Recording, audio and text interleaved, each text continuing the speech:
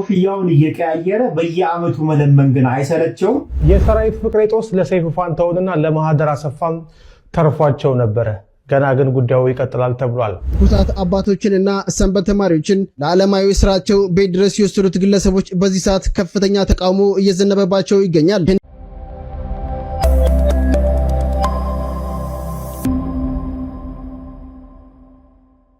ሰላም የተወደዳችሁ የአብሲኒያ ዴሊ ተከታታዮቻችን እንደምን ቆያችሁኝ? ዛሬም እንግዲህ በአዳዲስ ቪዲዮዎችና እንደዚሁም ደግሞ መረጃዎች ወቅታዊ አነጋጋሪ የሆኑ መረጃዎችን ይዤላችሁ መጥቻለሁኝ። እስከ ፍጻሜው ድረስ አብራችሁኝ ቆዩ። ቻናላችንን ሰብስክራይብ ማድረግ እንዳትዘነጉ። ይህ ቪዲዮ በርካቶች ጋር እንዲዳረስ እንደዚሁ ላይክ እና ሼር አድርጉልን። ሐሳባችሁን በኮሜንት ላይ አስቀምጡልኝ። በተለይም ደግሞ በምትመለከቷቸው መረጃዎችና አስገራሚ ቪዲዮ ዙሪያ ያላችሁን ሐሳብና አስተያየት ኮሜንት ላይ ማስቀመጥ እንዳይዘነጋ። እኔም ቪዲዮዎቹን እየተመለከትኩኝ ሐሳብና አስተያየቴን በቀጥታ ወደ እናንተ የማደርስ ይሆናል ማለት ነው። ወደ ቪዲዮቻችን እናልፋለን። በቀዳሚነት የምናነሳው ከሰሞኑ እንግዲህ መቄዶንያ የገቢ ማሰባሰቢያ የተደረገለት እንደሆነ ይታወቃል። ያንን ተከትሎ እየወጡ ያሉ መረጃዎች በጣም የሚያስገርሙ ናቸው። በርካቶች በዚህ ሰዓት ለዚያ ትልቅ ሰዋዊ የሆነ ተቋም እንግዲህ እጃቸውን እየዘረጉ ይገኛሉ። በዚያን ወቅት ላይ ታዲያ የዚህን ትልቅ ተቋም መስራችና እንደዚሁም ደግሞ የበላይ አስተዳዳሪ ወይም ደግሞ ይህንን በፊት አውራሪነት የሚመራው ግለሰብ ዶክተር ቢኒያም ላይ ከፍተኛ የሆነ ተቃውሞም እንደዚሁ የተነሳ ይገኛል። እስኪ ከሱ ጉዳይ ጋር በተያያዘ የሚነሱ ሐሳቦችና ቪዲዮዎች ምን ይመስላሉ፣ ሰዎችስ ምን እያሉ ነው የሚለውን ጉዳይ እንመልከት። ኮፍያውን እየቀያየረ በየአመቱ መለመን ግን አይሰለቸው። ሰላም ውድ ኦርቶዶክሳውያን፣ ቪዲዮ እንደተለመደው ሼር፣ ኮፒ ሊንክ እና ሪፖስት ማድረግ ለብዙዎች ያድርሱ። ዛሬ የመጣሁት ለየት ባለ ቪዲዮ ነው። እንደዚህ አይነት ቪዲዮ ባልሰራ ደስ ይለኝ ነበር። ነገር ግን በጣም ከምሰማቸውና ከማያቸው ነገሮች ተነስቼ ይህንን መናገር እንዳለብኝ ስላሰብኩ ነው ይህንን የምለው። እኔ እውነት ለመናገር ያለማጋነን በዚህ ዘመን ካሉ ቅዱሳኖች አንድ ጥራ ቢባል አንድ ብቸኛ ልጠራ የምችለው ቢኒያም በለጠ ነው። በኢትዮጵያ ውስጥ በየትኛውም ሃይማኖት ጳጳስ ይሁን ሼክ ይሁን ፓስተር ይሁን አንዳቸው እንኳ ሰርተው ያላየሁትን ስራ የሰራው ቢኒያም ነው። መተቸት ብቻ ስራቸው የሆኑ ሰዎች ኮፍያውን እየቀያየረ በየአመቱ ይለምናል እያሉ ሲያሾፉና ሲናገሩ ተመለከትኩ። ይሄ በጣም ያሳዝናል። ጥቂቷን እንኳን መስራት የማይችል ሰው መስራት እንደመተቸት ቀላል ስለሚመስለው የፈለገውን ሲናገር የፈለገውን ሲተች እንመለከታለን። በሃይማኖት አስተምህሮ የመጨረሻው ስጦታ ተብሎ የሚጠራው ራስን መስጠት ነው። ቢኒያም መቄዶንያ ደግሞ ለብዙዎች ራሱን እየሰጠ ነው። በሚሰበሰበው ገንዘብ የራሱን ቤት፣ የራሱን ዘመናዊ መኪና፣ የራሱን ኑሮ ሲያደላድል አይታችሁት ከሆነ አላውቅም። እኔ እስከማውቀው ግን ቢኒያምን ልክ እንደሚረዳቸው ሰዎች ከነርሱ የተለየ ህይወት የሌለው ሰው እንደሆነ ነው የማውቀው። የአንዳንድ ሰዎች ሐሳብ መልካም ይመስልና ነገር ግን በመርዝ የተለወሰ ነው። ለምንድነው እሱ የሚለምነው? መቋቋሚያ ነገር የማይሰራላቸው ሲል እንመለከተዋለን።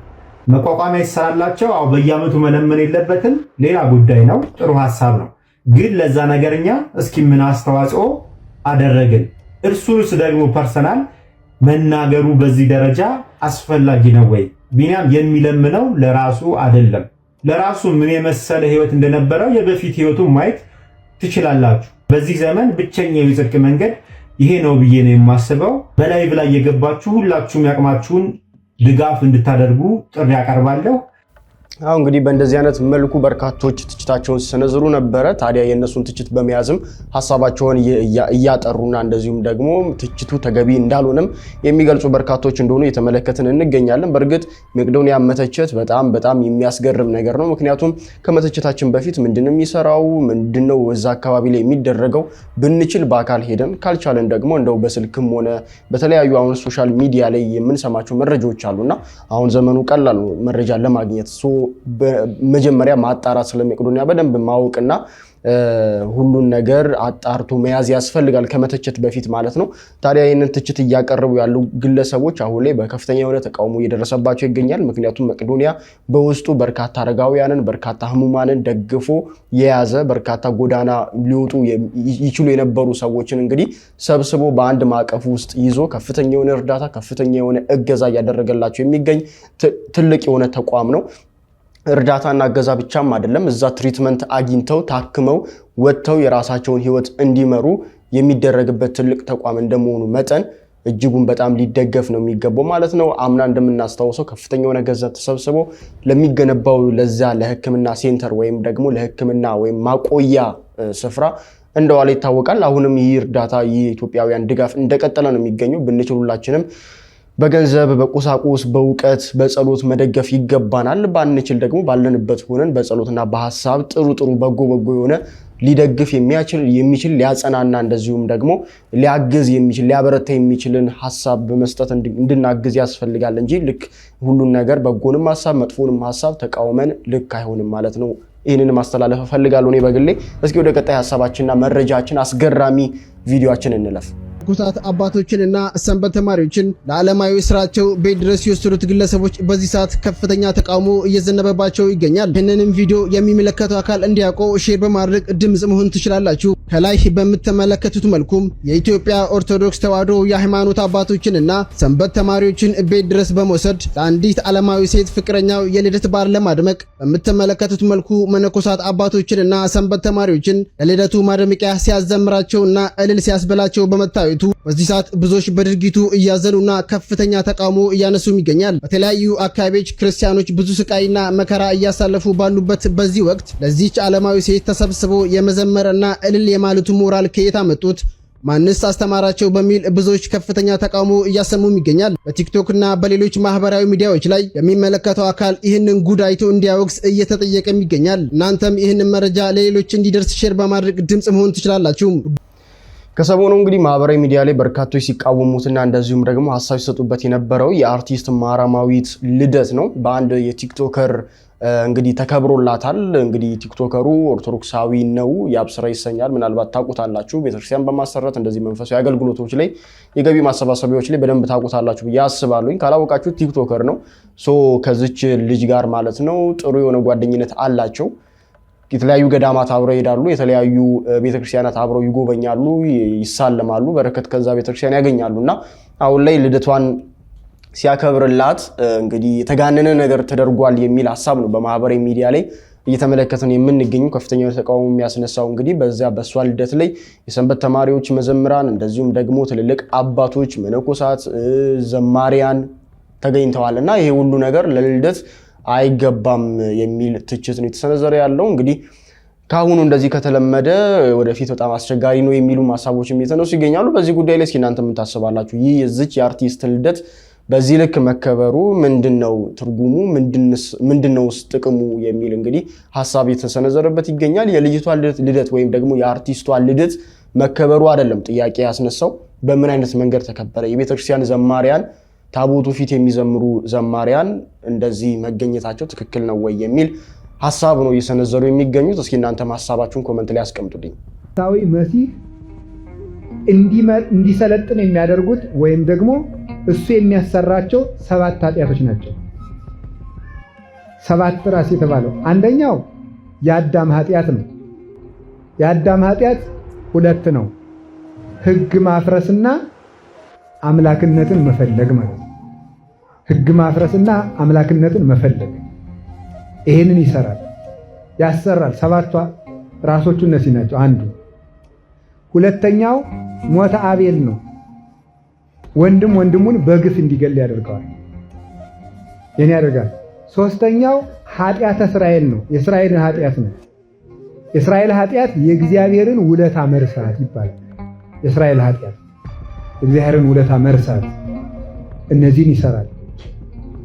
40 ዓመት ተቆጣይ ኩዋለ ኢቲ ትውልድ እግዚአብሔር 40 ዓመት በሙሉ የሚቆጣቸው መና ወርዶላቸው ቢርበንስ ብለው ስለሚጠራጠሩት ነው፣ ውለታውን ስለሚረሱ። ኃጢአተ እስራኤልን ይሰራል።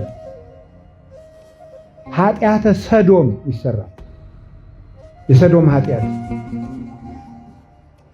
የሰዶም ኃጢአት አሁን ተመልከቱ፣ ሕግ ሆኖ በዓለም ላይ ሁሉ እየተሰጠ ነው። በአውሮፓ በአሜሪካ ትምህርት ቤት ላይ ስርዓተ ትምህርት ሆኖ ይሰጣል። ስርዓተ ትምህርት ተቀርጾለት ግብረ ሰዶማዊነት ትምህርት ቤት ላይ ይሰጣል። በትምህርት ደረጃ ልክ ሀለ ተብሎ እንደሚሰጥ ህጋዊ ትምህርት ተደርጎ ይሰጣቸዋል፣ ይወስዱታል። ይህ ብቻ አይደለም። ግብረ ሰዶም የሚፈጽሙና ሰዶማዊነትን የተቀበለ ሰውን ሰላም ሳይሉ ማለፍ ራሱ ማሸማቀቅ ነው ተብሎ ያስጠይቃል። እንደው ዝም ብሎ በር እሱ በዚያ ሲያልፍ መዝጋት ራሱ በር ሲያልፍ መዝጋት በሰዶማዊነቱ ተጸይፋችሁት ነው ይባልና ያስከስሳል። እስከዚህ ድረስ ሕግ ሆኖ እየተፈጸመ ነው። ሴት ሴትን እያገባች ነው። ወንድ ወንድን እያገባ ነው። እናት ልጇን እያገባች ነው። አባት ልጁን እያገባ ነው። አሁን ፊንላንድ፣ ጀርመን እነዚህ ሁሉ ፈቅደዋል። ይሄን አክስት አጎት ቆይቷል። እናትንና ልጇን ደግሞ ወንድ አባት ሴት ልጁን እንዲያገባ 5 ነው እንዲጋቡ ሳምቦ የሚባል ጋብቻ አላቸው። 5 ሴትና 5 ወንድ ሆነው ይጋባሉ። አንድ ሰው የሁሉ የሰባት ካትን ኃጢአት ይሰራል። ኃጢአተ ሰዶም ይሰራል። ቅትለተ ዘካርያስ ይሰራል። ቅትለተ ዘካርያስ የሚባለው የትኛው ነው? የካህናት በቤተ መቅደስ መገደል ማለት ነው። እየተገደሉ አይደለም ዛሬ የተገደሉ ካህናትን በቤተ መቅደስ መግደል፣ ይሄ ይሰራል። በኋላ ደግሞ ምን ይሰራል? ሞተ ወልደ እግዚአብሔር ይሰራል። የክርስቶስ በግፍ መገደል ማለት ክርስቲያኖች ክርስቲያን በመሆናቸው ብቻ ይገደላሉ። በመሆናቸው ብቻ ምንም ሳያጠፉ። ይሄ በየትኛውም ሀገር እያየን ነው አይናችን ማለት ነው። በጣም እንኳን ያስደንቃል። ፖለቲከኛና ፖለቲከኛ ሲጣላ ሄዶ የሚገደል ክርስቲያን ነው። ህዝብና መንግስት ሲጣላ የሚገደል ክርስቲያን ነው። ምን የሚያስደንቅ ግፍ እየተፈጸመባት ነው በቤተክርስቲያኒቱ። ይሄ ሁሉ የሐሳዊ መሲህ 7 ራሶቹ ናቸው። እነዚህ ይሰራል። ጥቅመ ሰናኦር መጨረሻው አንዱ ኃጢአት የሰናኦር ግንብ። የሰናኦርን ግንብ የሰራው ማን ይመስላችኋል? ናምሩድ የሚባል ስግብግብ ሰውዬ ነው። በዓለም ላይ የሚነሱ ስግብግብ ነገስታት ሁሉ የናምሩድ አባታቸው ናምሩድ ነው። ከሱ ነው የተማሩት ነው የሚባለው። አስመሳይ፣ አስተባብሮ ተንኮል የሚያሰራ እግዚአብሔርን የሚዋጋ ንጉስ ማለት ናምሩድ። እግዚአብሔርን ለመዋጋት ግንብ የሚሰራ ማለት ነው። ይህ ማለት የሰራዊት ግንብ፣ የተንኮል ግንብ፣ የምክር ግንብ፣ የእግዚአብሔር መንግስት ለመዋጋት የሚሰሩ ነገስታት ናቸው። እግዚአብሔር ለመዋጋት ይሄ ሁሉ ይሰራል። ስንት ራስ አለው? ስንት ቀንድ አለው?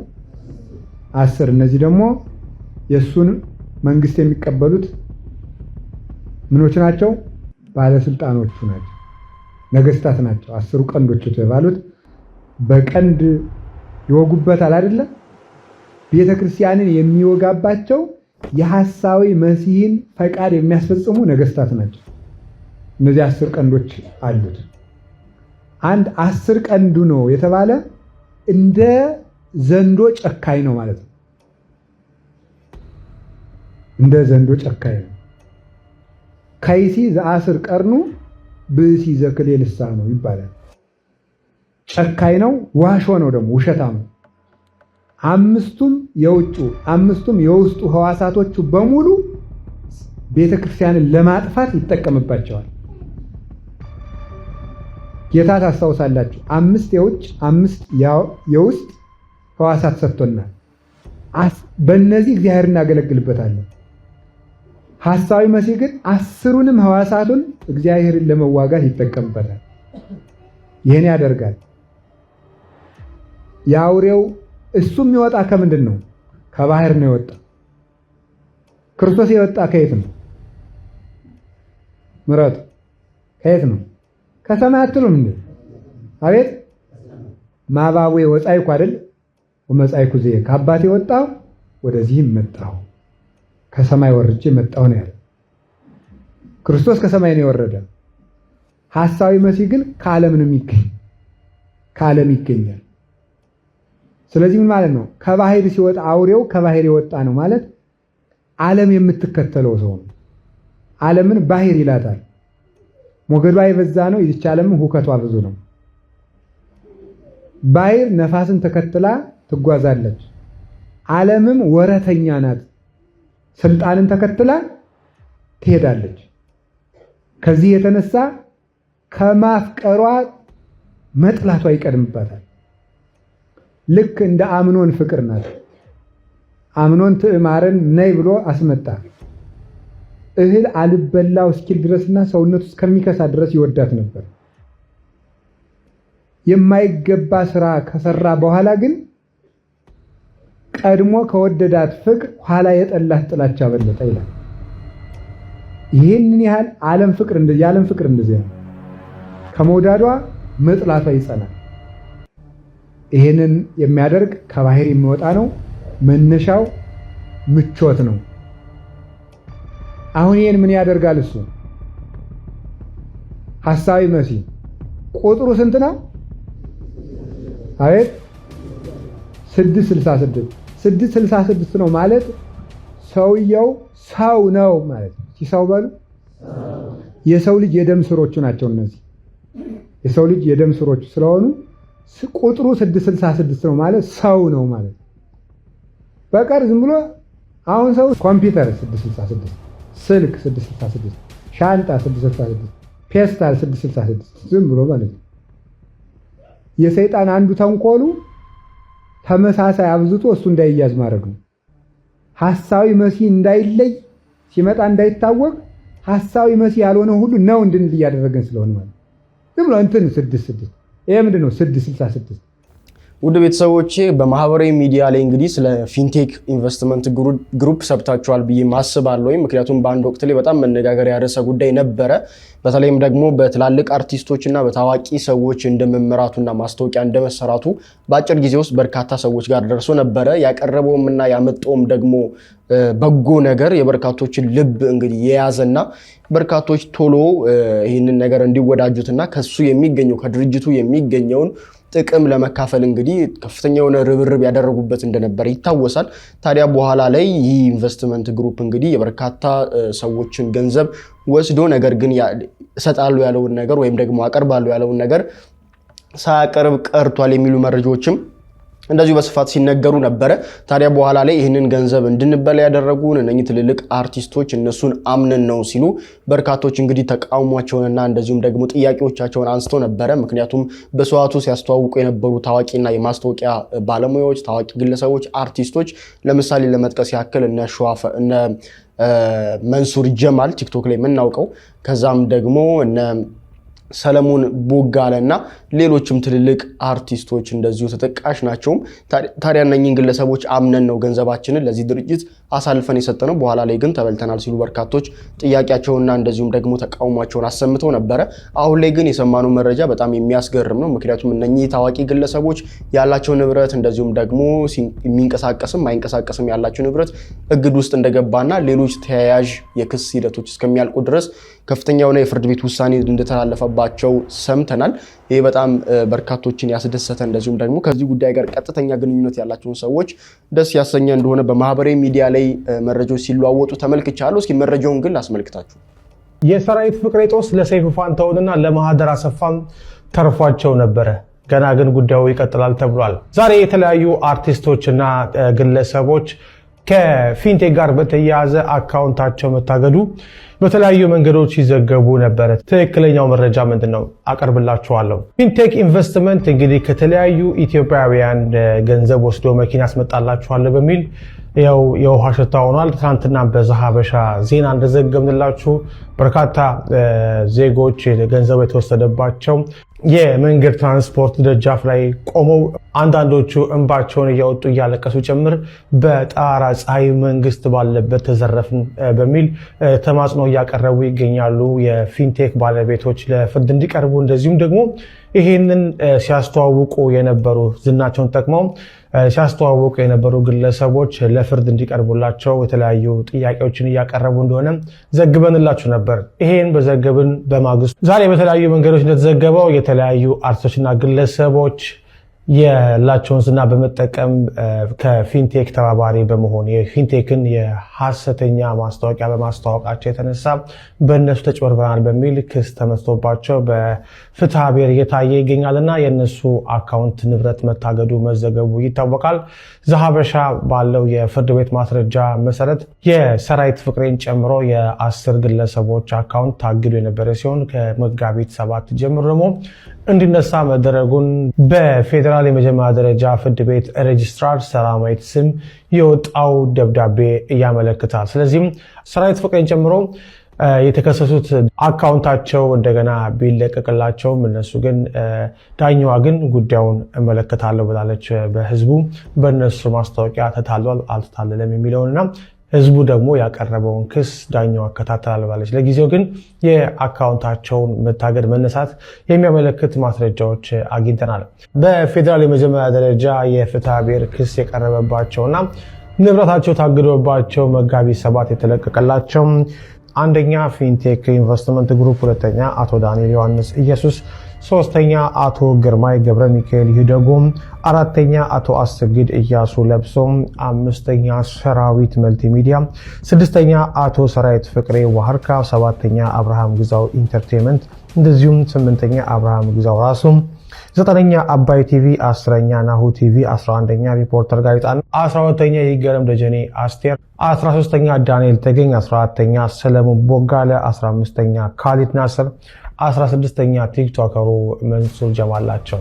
ሰራዊት ፍቅሬ ወደፊት አካውንቱ የሚታገድ ከሆነ እነ ሰይፉ ፋንታውን መንካቱ የማይቀር ነው። ምክንያቱም ኢትዮ ኤፍኤም የሚባል የጋራ ድርጅት አላቸው ከዓለም ጉዳይ ከፈተላቸው ለሰይፉ ለማህደርና እንደዚሁም ደግሞ ራሱ ለሰራዊት ፍቅሬ። ስለዚህም ፍርድ ቤት ንብረት ሲያግድ ወደ ኢትዮ ኤፍኤም በመሄድ የነ ሰይፉ ፋንታውንም ሊያጉላላቸው ይችላል። ከጉዳዩ ጋር ምንም አይነት ግንኙነት ባይኖራቸው ሰይፉና ማህደር የሰራዊት ጦስ ግን ሊደርሳቸው ይችላል። ስለዚህም ማንኛውም ግለሰብ ለምትሰሩት ማስታወቂያ ጥንቃቄ ማድረግ አለባቸው። በተለይ እንደዚህ ሪል ስቴት እንደዚህ የመኪና ያስመጣሉ ምናምን የሚሉ ነገሮች ላይ ከፍተኛ ጥንቃቄ ያስፈልጋል። ዝናችሁን ተጠቅመው ብዙ ሰዎች ሊሳሃት ይችላል። በዚህ የተነሳ የብዙ ሰዎች ህይወት ተበጥቷል። ትናንትና በነበረው ሰላማዊ ሰልፍ ላይም ሲናገሩ የነበሩት በዚህ የተነሳ ስትሮክ የታመመ ሰው አለ። በዚህ የተነሳ ብዙ በሽታ ውስጥ የወደቁ ሰዎች አሉ። እርጉዝ ያስወለዳት ሴት አለች። ብዙ ነገር ነው በደል የደረሰባቸው ሰዎች እየተናገሩ የሚገኘው። ስለዚህ ይሄ ነገር ጦሱም ለሌሎች ለስራ ባልደረቦች ለሼር ሆልደሮች ሊደርስ ስለሚችል ማስታወቂያ የምታስተዋውቁ ሰዎች ጥንቃቄ ማድረግ ይገባቸዋል። ውድ ቤተሰቦች እንግዲህ የዛሬው ቪዲዮቻችን እነኝን ይመስላሉ። በጣም በርካታ መረጃዎችን፣ አነጋጋሪ፣ ወቅታዊ፣ ሀገራዊ የሆኑ ቪዲዮዎችን ተመልክተናል። እንግዲህ ያላችሁን ሀሳብ አስተያየት ኮሜንት ላይ አስቀምጡልኝ። እንደዚሁም ደግሞ ልክ እንደነዚህ አይነት መረጃዎች፣ ወቅታዊ ጉዳዮች ዘወትር ወደ እናንተ እንዲደርሱ ቻናላችንን ሰብስክራይብ በማድረግ ቤተሰቡን ይህ ቪዲዮ በርካቶች ጋር እንዲዳረስልን ላይክ እና ሼር ማድረግ እንዳይዘነጋ። በቀጣይ በአዳዲስ ቪዲዮዎች መረጃዎችና እንደዚሁም ደግሞ በጣም አስገራሚ በሆኑ ክንውኖች ዳግም እስከመመለስ ድረስ ለዛሬው እዚህ ጋር ለማብቃት ወደድኩኝ። ቸር ቆዩልኝ።